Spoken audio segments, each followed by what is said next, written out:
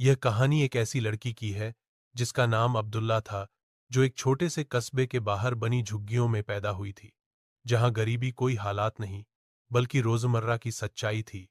उसके पिता दिहाड़ी मजदूर थे, जो कभी ईंटें ढोते, कभी किसी दुकान पर बोझ उठाते और कई बार काम न मिलने पर खाली हाथ घर लौट आते।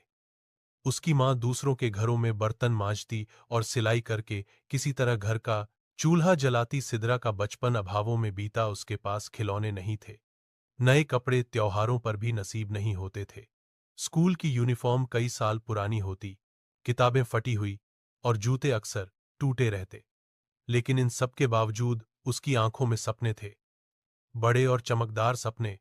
वह पढ़ाई में बहुत तेज थी और पढ़ना उसे दुनिया से भागने का सबसे अच्छा रास्ता लगता था। जब बाकी बच्चे खेलते थे, तब वह पुराने अखबारों और फेंकी हुई किताबों से अक्षर जोड़ना सीखती थी। उसके पिता चाहते थे कि वह जल्दी काम पर लग जाए ताकि घर की मदद हो सके, लेकिन उसकी माँ ने हमेशा उसका साथ दिया और कहा कि गरीबी से बाहर निकलने का रास्ता सिर्फ तालीम है।